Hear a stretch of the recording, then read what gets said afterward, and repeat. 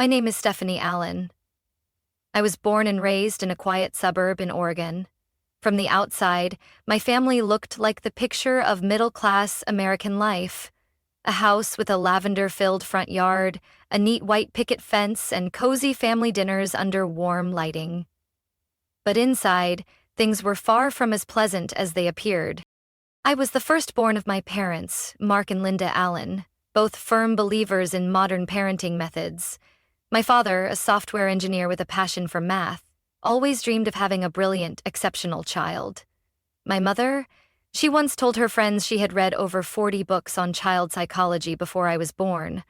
I was brought into this world with high expectations, monitored, measured, and experimented on like a research project. But by the time I turned 3 and still couldn't count to 20 or write my name properly, Mom's disappointment became obvious. "Mark, I don't think she's capable of learning as fast as we hoped," she said, a mix of frustration and caution in her voice. "We need to intervene early so we don't miss the golden stage." My dad just nodded slightly, but I remember how he looked at me that day. Like I was a math problem that yielded the wrong answer, not worth solving any further. When I was 4, my younger sister Claire was born. And from that moment on, everything at home changed. Mom seemed to become a different person. Every corner of the house was filled with brain-boosting toys, emotion flashcards, and advanced learning tools you'd only find in elite education centers. I still remember that afternoon. I was quietly building Lego blocks in the corner of the living room when Mom walked by, glanced at me, and sighed. "Claire is only 7 months old and already responding to 3-step sequences. Never mind, keep playing." Claire had a musical high chair, imported fabric books from Sweden, and a private Montessori tutor before she turned 2. And me? I had pre-printed workbooks, a stubby pencil, and daily reminders that I needed to try harder if I wanted to achieve anything. When I was 8, I won 2nd place in the school-wide art competition. I brought my painting home, bursting with excitement. Mom glanced at it and said, Well, Claire read an entire short story in English today." Dad didn't say anything. He was busy installing a logic puzzle board for Claire downstairs.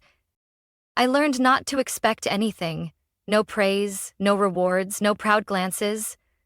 I slowly became a shadow in my own family. Present, but never really seen.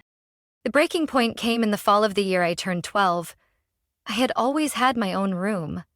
The upstairs one with the window that overlooked the small forest behind our house, where morning light filtered through the blinds in soft beams.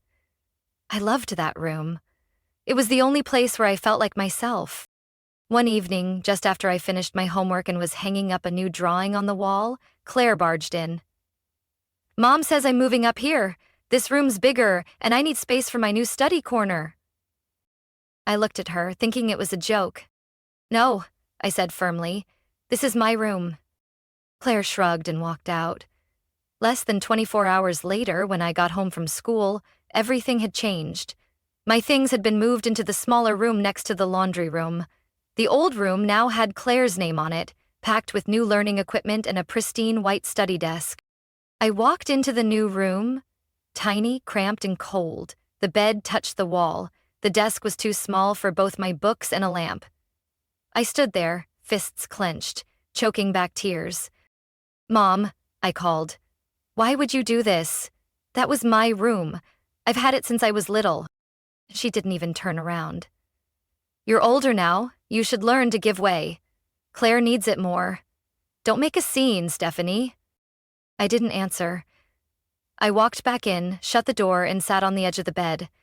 The light from the hallway spilled through the crack under the door, pale and unfamiliar.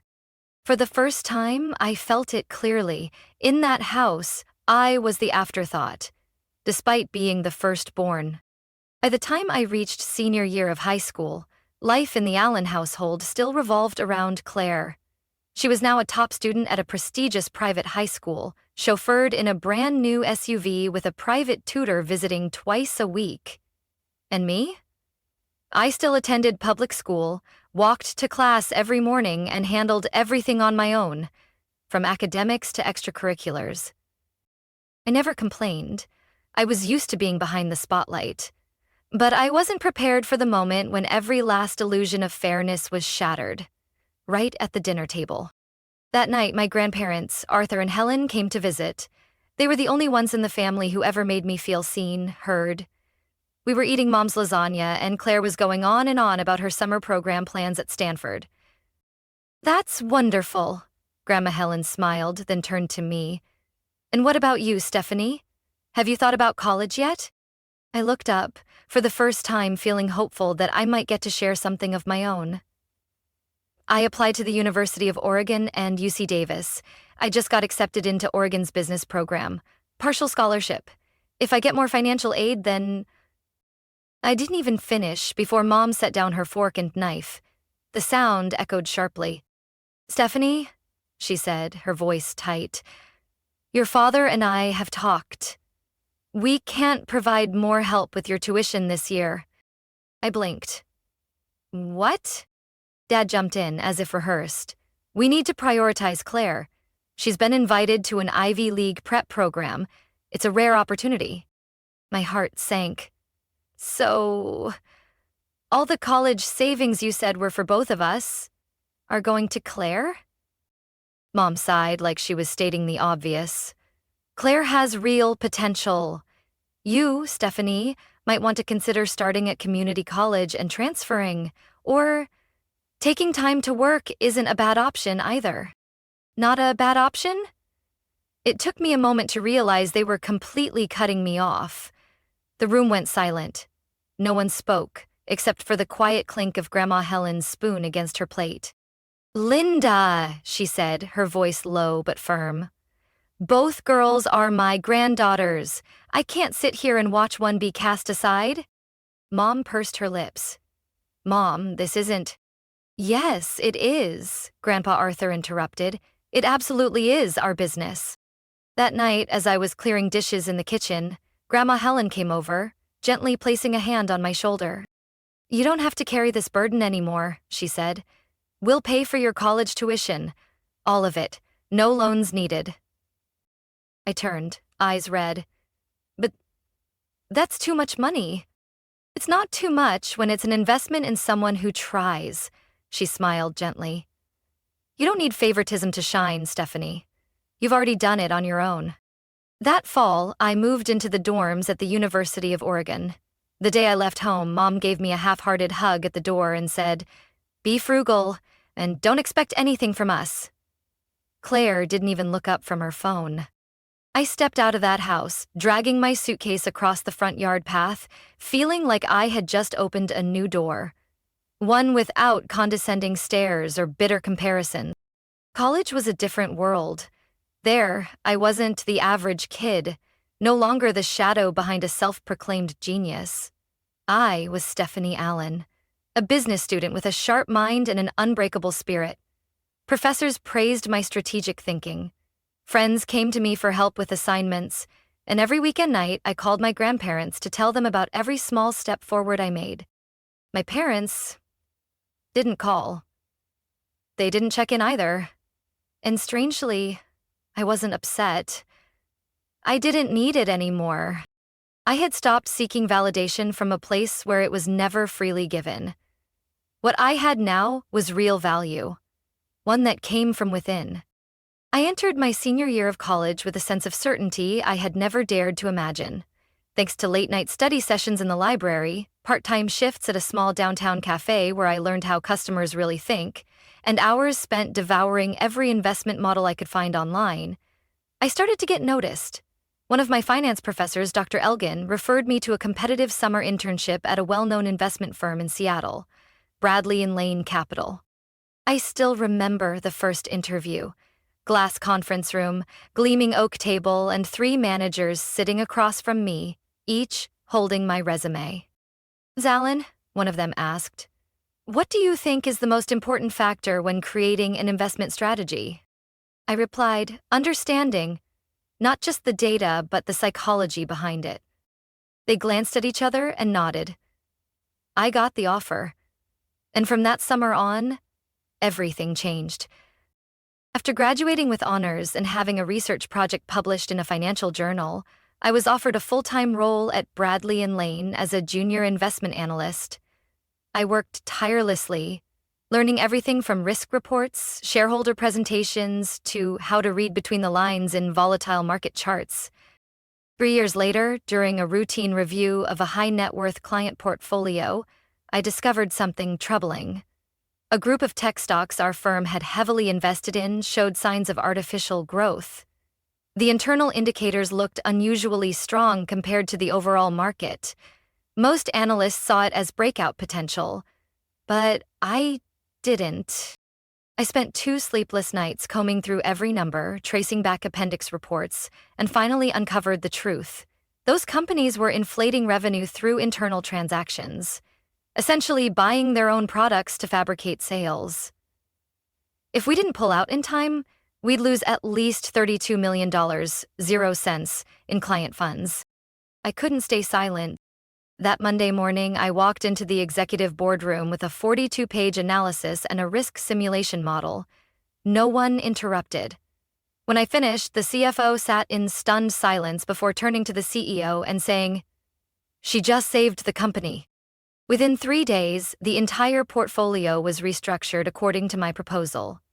And 6 months later, not only had we avoided a massive loss, but the firm reported an 11.4% growth, the highest in 7 years. I was promoted to lead investment strategist. But I didn't stop there. I started using my after hours to develop a risk scoring system based on market behavior, integrating factors like consumer psychology, social media trends, and global political shifts. It was the kind of thing the industry always called unquantifiable. I called it PRISM. At first, PRISM was a personal project. But after it accurately predicted price swings in 3 major stock groups ahead of key events, upper management took notice. A year later, the system was officially integrated into the firm's core strategy, helping Bradley and Lane surpass 2 of its top competitors in the sector. I still remember the day I was called into the senior boardroom. The CEO, Richard Langley, smiled at me once everyone was seated. "Stephanie," he said, "we're creating an entirely new position, Chief Strategic Investment Officer. And no one is more deserving than you." I could hardly breathe. Just 4 years earlier, I was told I might want to work for a while and figure things out later. That role wasn't just a title. It was proof of everything I had overcome, from being the forgotten child in my own family to becoming the one leading the table in a multi-million-dollar firm's boardroom. That evening, I didn't celebrate with champagne or a party. I went to my grandparents' house, a simple red brick home filled with warmth. Grandma Helen was baking, and Grandpa Arthur was making tea. I laid the appointment letter on the table. They looked at each other and smiled. "Little Stephanie," Grandpa said, now leading the way. I looked at him, then at Grandma, the first person who believed I didn't have to be exceptional to be worthy. For the first time, I didn't need anyone's approval. I had already proven it. To myself. With quiet grit, relentless effort, and unwavering belief. After accepting the role of Chief Strategic Investment Officer at Bradley and Lane, I knew I needed to mark the moment. Not with grandeur, but with a small, warm gathering for those who had stood by me. My grandparents, a few close friends, a couple of trusted colleagues. When I mentioned the idea to my mother, she immediately offered, "You should let us host it. Do it at home, make it more intimate, the family can reunite too." I hesitated, but she continued, "You just need to send the money for catering and decorations. I'll handle the guest list and everything else." I was unsure, but thought maybe, after all these years, this could be our chance to start over. I transferred $3,500, 0 cents to her account, and didn't ask further. A week later, when I arrived at the old house in Salem, the place where I'd grown up, slowly fading behind Claire's shadow, I never expected to walk into a perfectly staged performance. The house was more lavishly decorated than I imagined. White orchids covered the dining tables, soft golden ribbons wound up the staircase, and the scent of gourmet dishes filled the air. I saw my grandparents by the small bar, chatting with a few relatives. Claire descended the stairs in a striking red satin dress, face perfectly made up. Walking beside her was a tall, polished man I didn't recognize. People began gathering around, and just as I raised my glass to speak, my mother stood abruptly, beaming.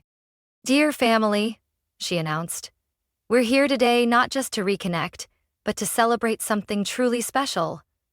Claire and her boyfriend Andrew are officially engaged." Cheers and applause erupted. I stood frozen. I turned to my mother. Her eyes passed over me like I was just another guest at a party I had paid for. I stepped forward to speak, but my father intercepted, gripping my wrist like a period at the end of a sentence. "Don't ruin this," he muttered, voice sharp as steel. "If you make a scene now, don't expect anything else from this family. No contact, no inheritance, nothing." I pulled his hand off mine and took a deep breath. Part of me wanted to leave, to let them drown in their own play. But the other part, the one that had lived too long in the shadows, refused to stay silent. I returned to the center of the room, raised my champagne glass, and said, "Excuse me, everyone. May I have just a moment?" All eyes turned to me. Claire paused mid-step. My mother's brow creased. "This gathering today," I began, calm but clear, "was planned to celebrate a major milestone in my life. I was recently named Chief Strategic Investment Officer at Bradley and Lane, a major financial firm in Seattle." I paused, scanning the room. "I'm the one who sent the money for this event. My mother agreed to organize it, and never once mentioned it would be turned into an engagement party." Murmurs rippled through the room. My grandparents stood still, stunned. "I'm not against Claire's engagement," I continued. "What I can't stay silent about is the fact that my own family tried to erase me from my own moment, just like they did all throughout my childhood." Andrew turned to Claire, confusion in his eyes. "You told me this was just a family gathering." Claire's face flushed. "Andrew, I just wanted to wait for the right time." "By using your sister's money to stage your big reveal?" he cut in, voice lowering. "I came here expecting to feel welcomed, not to watch someone be pushed out of their own moment." He set his glass down and walked away. Claire chased after him, in vain. The room fell into suffocating silence. My father stood, face red with anger. "You should know your place, Stephanie. This is still—" "No," I interrupted. "This is a place built on favoritism. It's not a home anymore." I turned to my grandparents. They hadn't moved. Grandma Helen's eyes shimmered, and Grandpa Arthur gripped my hand as I stepped toward them. "I don't need the rest of this family to know who I am." And I walked out the door, the same one I had once left in silence, but this time my head was held high. Andrew left the party without a word, leaving behind Claire's panicked gaze and a stunned family. She chased him to the porch, but the car door shut before she could say anything. The Mercedes taillights disappeared behind the trees, leaving the room in a silence that had once been filled with laughter. Claire turned back, her tears quickly replaced by fury. "You've always been jealous of me. You can't stand seeing me happy, so you destroy everything." I stood still. I didn't respond. For the first time, I didn't feel hurt, just tired. Of the same tired blame, played like a broken record.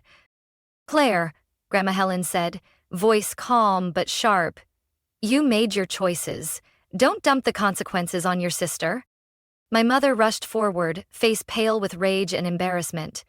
"Stephanie, who do you think you are to humiliate your sister in front of our family?" "I don't need to think," I replied quietly. "I just told the truth, and I've stayed quiet long enough." My father grabbed my mother's hand, trying to hold her back, but his eyes were blazing. "If you walk out of here today," he said, his voice ice cold, "you're no longer part of this family. Don't expect an inheritance. Don't expect to ever call us again. As far as we're concerned, you never existed." I was about to speak when Grandpa Arthur, who had silently observed the entire evening, suddenly stepped forward, his voice ringing out like a bronze bell in the quiet room.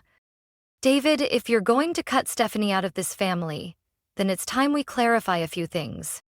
Grandma Helen took his hand and stepped forward with him. My mother looked at them, as if sensing something was coming.